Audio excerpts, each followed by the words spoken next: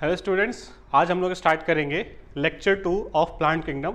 So last lecture में हम लोगों ने बेसिक इंट्रोडक्शन के बारे में बात किया था प्लांट किंगडम के, और फाइनली हम लोगों ने देखा था कि प्लांट किंगडम में हम लोग 5 चीज़ों के बारे में पढ़ेंगे: एल्गी, ब्रायोफाइट्स, टेरिडोफाइट्स, जिम्नोस्पर्म और एंजियोस्पर्म। ठीक है, तो आज के लेक्चर में हम लोग फर्स्ट जो हमारा प्लांट किंगडम का फर्स्ट जो पार्ट है दैट इज एल्गी, वो स्टार्ट करेंगे। ये आपको मैंने बताया था कि एल्गी के बारे में हम लोग पढ़ेंगे ब्रायोफाइट्स, टेरिडोफाइट, जिम्नोस्पर्म, एंजियोस्पर्म। ठीक है, तो एल्गी स्टार्ट करते हैं हम लोग यहाँ पर। तो बेसिक एल्गी आप लोगों ने देखा होगा, इस तरीके का दिखता है। ठीक है, मोस्टली मॉइस्ट एरियाज में, पानी वाली जगह पे, जहाँ पे लीकेज होता है वहाँ पर एल्गी ग्रो हो जाता है अपने आप।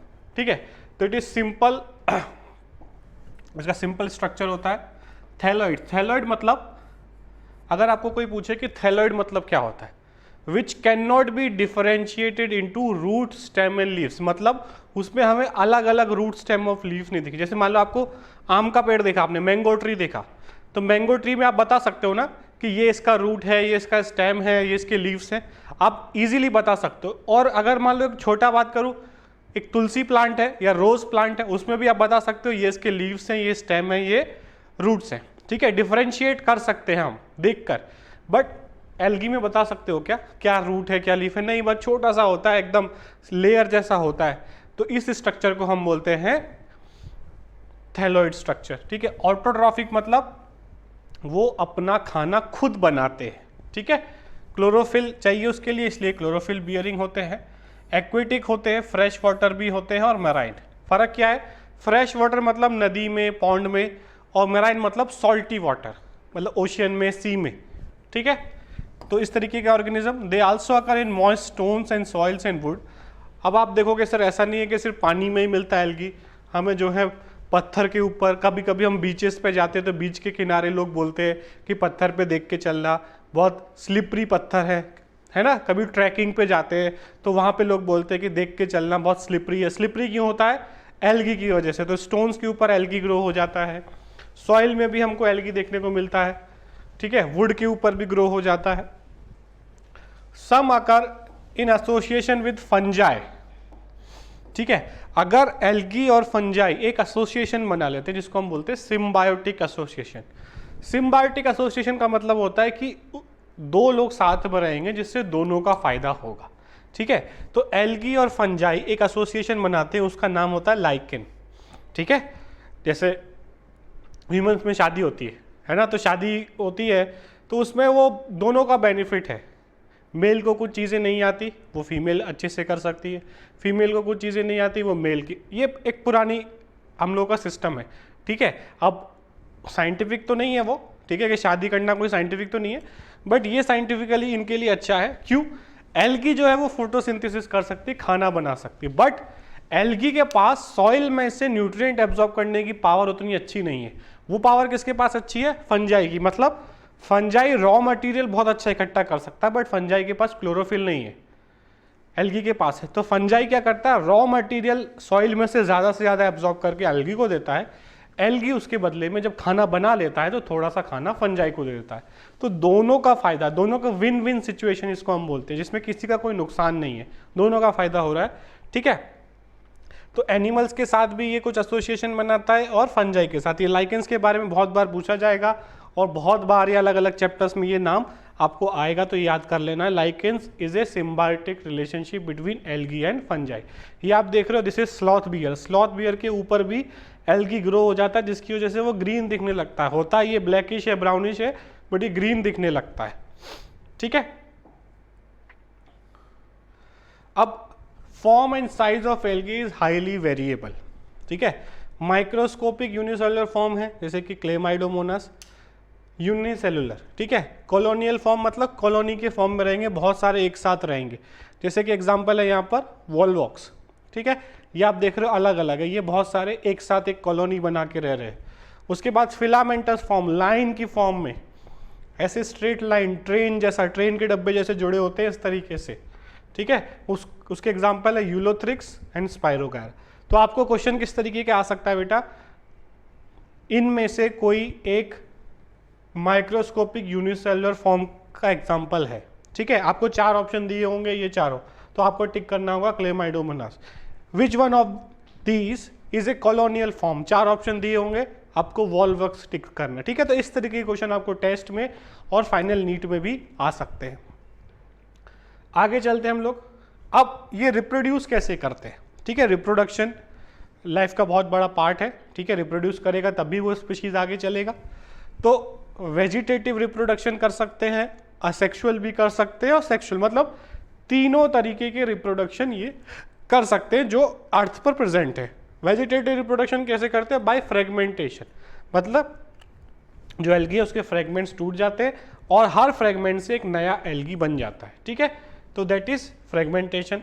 असेक्सुअल रिप्रोडक्शन कैसे करेगा? बाय प्रोडक्शन ऑफ स्पोर्स, ये स्पोर्स प्रोड्यूस करेगा। आगे चल के हम देखेंगे जब इंडिविजुअल एल्गी के बारे में पढ़ेंगे कि कैसे करता है। ये स्पोर्स प्रोड्यूस करेंगे। मोस्ट कॉमन स्पोर्स जो होते हैं उनको नाम होता है जू स्पोर्स। जू स्पोर्स क्यों बोल रहे हैं? जू मतलब एनिमल, एनिमल होता है motile, they are flagellated and motile. Zoospores अगर किसी का नाम दे रहे हैं तो आपको समझ जाना है कि वो स्पोर मोटाइल होगा, मतलब वो खुद से मूव कर सकता है।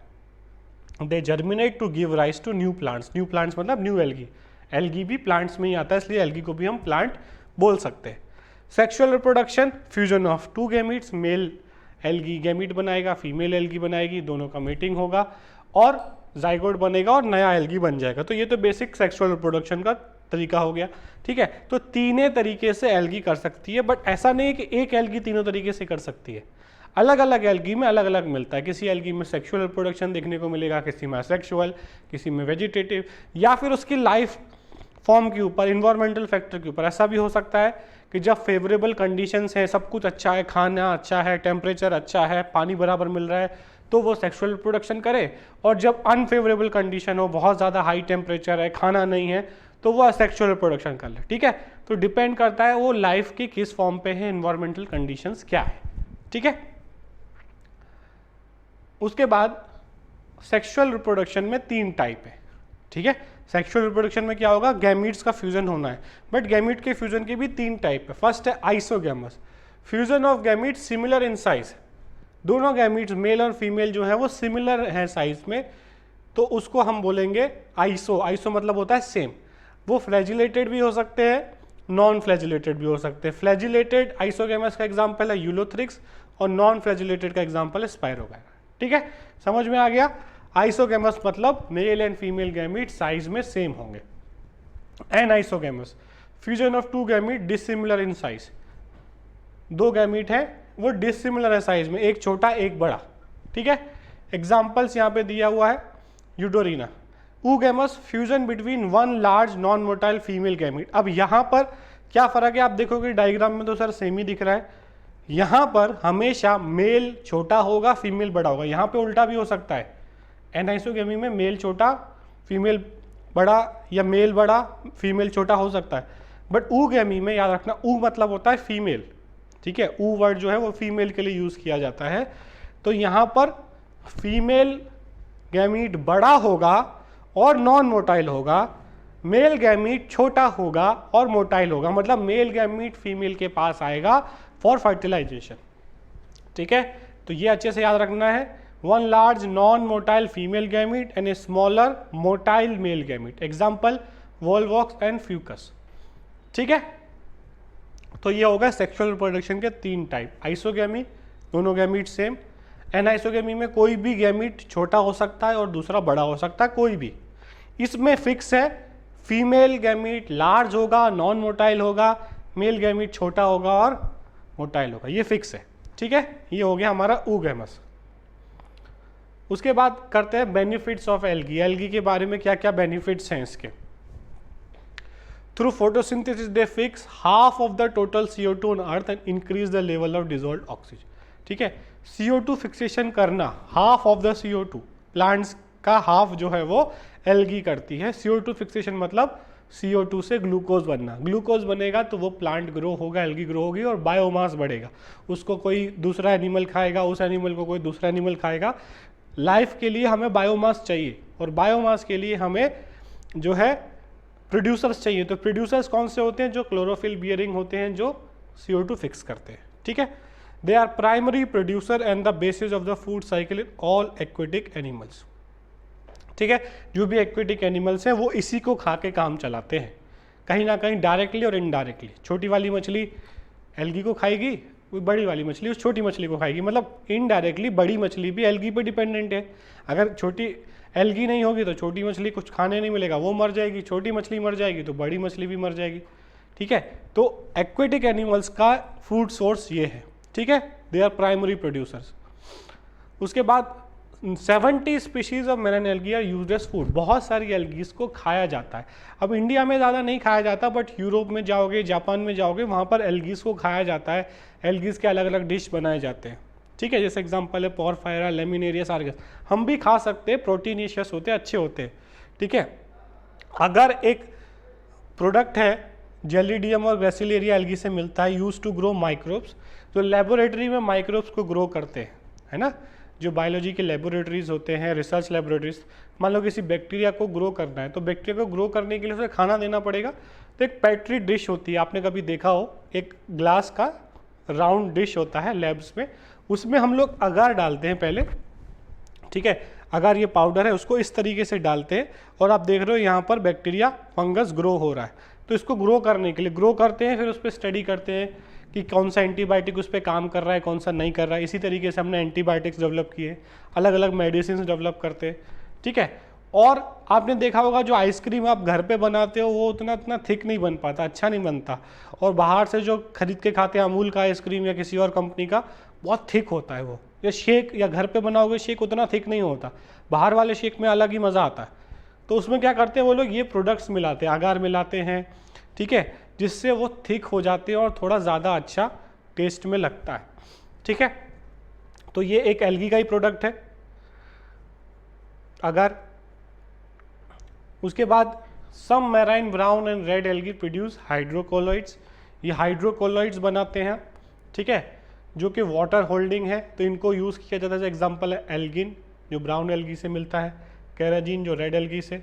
These are used commercially. तो ये वाटर होल्डिंग होते हैं।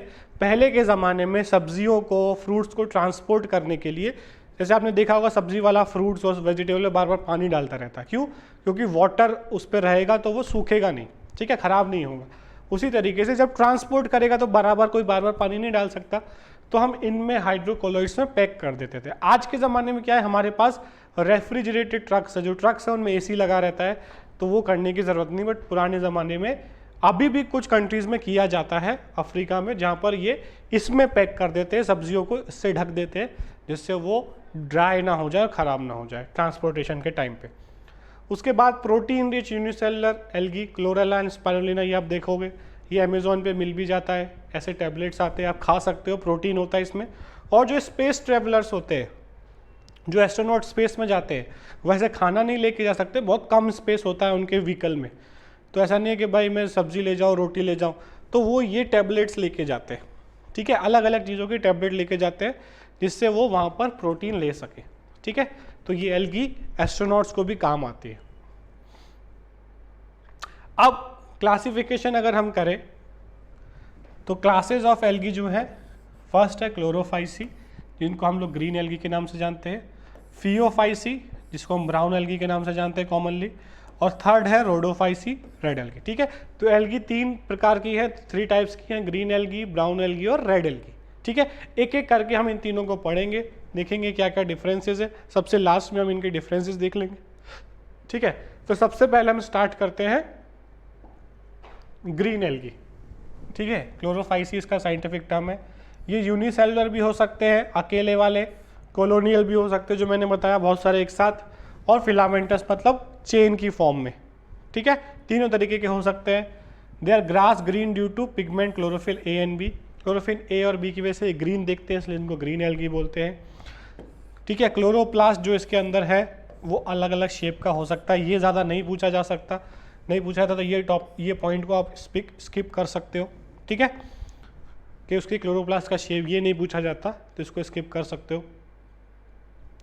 उसके बारे में थोड़ा और डिटेल में, सबसे पहले these are most advance algae, green algae सबसे एडवांस एल्गी है, ठीक है।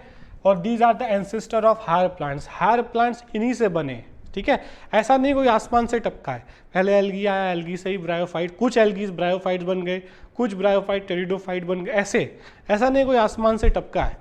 एवोल्यूशन में ह्यूमन कहीं आसमान से नहीं टपका है, कहीं मंकी से, चिंपांजी से, कहीं से एवोल्यूशन होके आया है। बट ऐसा नहीं है कि सारे चिंपांजी और सारे मंकी ह्यूमन में कन्वर्ट हो गए, अभी भी हमको मंकी और चिंपांजी तो मिलते हैं, मतलब सारे नहीं हो गए, कुछ कर पाए कुछ नहीं कर पाए।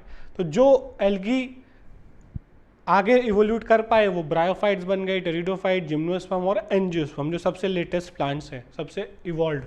ठीक है, कॉस्मोपॉलिटन नेचर मतलब सब जगह पाया जाता है ग्रीन एल्गी, कोई ऐसा फिक्स नहीं है कि यहीं पे मिलेगा, सब जगह पाया जाएगा। ठीक है, यूनिसेलुलर का एग्जांपल अगर हम लें, Chlamydomonas, motile unicellular algae, Chlorella, non motile, ये क्वेश्चन आ सकते हैं तो आपको याद रखना है।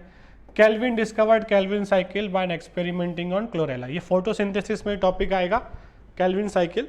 तो कैल्विन ने एक्सपेरिमेंट क्लोरेला पे किया था, ये क्वेश्चन आ सकता है कि कैल्विन ने अपना एक्सपेरिमेंट कैल्विन साइकिल का कौन सी एल्गी पे किया, तो ये क्वेश्चन आ सकता है। उसके बाद एसिटाबुलरिया, इसको अम्ब्रेला प्लांट भी बोलते हैं, लार्जेस्ट यूनिसेलुलर एल्गी, ये क्वेश्चन आपको पूछा जा सकता है। लार्जेस्ट यूनिसेलुलर प्लांट ये है, यूनिसेलुलर, एक सेल का सबसे लार्ज प्लांट। ठीक है, बाकी तो जो प्लांट्स हम देखते हैं वो मल्टी सेलुलर होते हैं। ठीक है, diameter of it cell is 10 centimetre. उसके बाद ये हो गए सारे यूनिसेलुलर। उसके बाद अगर हम देखें, ये है कॉलोनियल, मतलब बहुत सारे एक साथ रहेंगे कॉलोनी में, एग्जाम्पल वॉल्वॉक्स। ठीक है, पूरा पॉइंट लिखने की जरूरत नहीं है, अगर आप समझ गए कॉलोनियल का मतलब क्या होता है। मल्टी सेलुलर फिलामेंटस, बहुत सारे फिलामेंट के फॉर्म में, चेन की फॉर्म में। ठीक है, चेन की फॉर्म में, तो उसको हम बोलेंगे मल्टी सेलुलर फिलामेंटस। इसके एग्जाम्पल यहाँ पे दिया हुआ है, यूलोथ्रिक्स, स्पाइरोगारा। यूलोथ्रिक्स का कॉमन नेम है पॉन्ड वूल और स्पाइरोगारा का कॉमन नेम है पॉन्ड सिल। ये सब याद करना पड़ेगा। ठीक है, तो उतना इजी नहीं है, याद रखनी पड़ेंगी ये सारी चीज़ें। और लास्ट है हमारा मल्टी सेलुलर थैलॉइड। ठीक है, ये मल्टी सेलुलर फिलामेंटस मतलब चेन की फॉर्म में, और ये थैलॉइड फॉर्म में रहेगा। ठीक है, तो इसका एग्जाम्पल है ओल्वा, ULVA, इसको सी लेट्यूस भी बोलते हैं। ठीक है, तो ये हो गया हमारा ग्रीन एल्गी के बारे में डिटेल में। देखो, जो मैंने पहले बताया था ग्रीन एल्गी के बारे में, ये बेसिक NCERT लेवल था, बट हमको डिटेल में भी पूछा जाता है। तो ऐसी ये जो स्लाइड है इसमें पूरा डिटेल में है, इसके बाहर कुछ नहीं आएगा, इसकी गारंटी मैं दे सकता हूँ। NCERT के बाहर आएगा वो हम बोल सकते हैं, NCERT में से पूरा नीट का पेपर आ जाएगा, मैं ऐसा नहीं बोल सकता। मैं ऐसा नहीं बोल सकता सिर्फ NCERT पढ़ो, बट ये वाले नोट्स अगर पढ़ लिए और याद कर लिया तो इसके बाहर कुछ नहीं आएगा, इसकी गारंटी मैं देता हूँ। ठीक है, अब कौन कौन से पिगमेंट हमें मिलेंगे, क्लोरोफिल A और B, ये पहले भी बता चुका हूँ मैं, तो जो चीज़ रिपीट होगी वो दोबारा लिखने की ज़रूरत नहीं है। जो नया बता रहा हूँ वो कैरोटीन, बीटा कैरोटीन, ये भी पिगमेंट है। जेंथोफिल पिगमेंट कौन कौन सा मिलेगा, ल्यूटियाजेंथिन और वियोलोजेंथिन, ये येलो कलर के होते हैं, बट क्लोरोफिल A और B के कंटेंट ज़्यादा है इसलिए ग्रीन दिखेगा वो। ठीक है, उसके बाद most of the members have starch as stored food and some have oil droplets. Most of starch रखते हैं, कुछ oil droplets. One or more pyrenoid also present in chloroplast bodies. Pyrenoid contains protein beside starch. ठीक है, तो pyrenoids क्या है, छोटे छोटे स्ट्रक्चर्स हैं जो क्लोरोप्लास्ट में प्रेजेंट हैं, वो भी स्टोर करते हैं, क्या स्टोर करते हैं, प्रोटीन बिसाइड स्टार्च। ठीक है, प्रोटीन और स्टार्च, बीच में प्रोटीन रहेगा। ठीक है, बीच में जो है प्रोटीन रहेगा और चारों तरफ जो है वो हमारा स्टार्च रहेगा। ठीक है, तो ये स्टोरेज के लिए यूज़ किया जाता है। इकोनॉमिक इंपॉर्टेंस मैंने आपको बता ही दिया।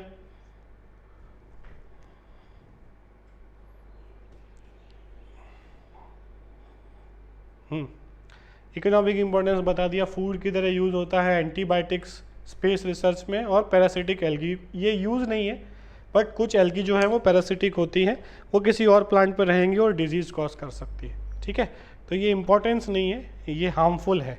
लास्ट वाला पॉइंट जो है हार्मफुल एल्गी में करके आप लिख सकते हो। उसके बाद ये मैंने बता ही दिया आपको कि पायरिनोइड्स बॉडीज़ होती हैं इनके अंदर, जिसमें प्रोटीन और स्टार्च प्रेजेंट होता है। ऑयल ड्रॉपलेट्स के फॉर्म में भी होते हैं। They have rigid cell wall made up of inner cellulose layer and outer pectose layer. ठीक है, तो जो एल्गी का लेयर सेल वॉल है वो सेलुलोज का बनेगा, सेलुलोज से अंदर वाला लेयर और बाहर वाला लेयर पेक्टोज से। ठीक है, ये हो गया ग्रीन एल्गी के बारे में। ठीक है, एग्जाम्पल यहाँ पे दिए हुए हैं ग्रीन एल्गी के। रिप्रोडक्शन तीनों हो सकते हैं जो मैंने बताया था, वेजिटेटिव भी करेगा ग्रीन एल्गी, असेक्सुअल भी करेगा और सेक्सुअल भी करेगा, ठीक है। तो ये हमको याद रखना है। तो यहाँ पर हमारा ये ग्रीन एल्गी वाला पार्ट कंप्लीट हो गया। अब आगे के लेक्चर्स में हम लोग रेड एल्गी और ब्राउन एल्गी के बारे में पढ़ेंगे, ठीक है। तो आप अच्छे से इसको समझ लो, जो भी डाउट्स हैं उनको नोट कर लो, और जो भी स्लाइड्स में आता है उसका नोट्स बनाना है। नोट्स बनाना है, अट्रैक्टिव नोट्स बनाने हैं, ठीक है। कलर्ड पेन यूज़ करो, हाइलाइटर यूज़ करो, जो इंपॉर्टेंट पॉइंट्स है उसको हाइलाइटर से हाईलाइट करो। जितना ज़्यादा अट्रैक्टिव नोट्स बनाओगे उतना आपको फ़ायदा होगा, ठीक है। Thank you.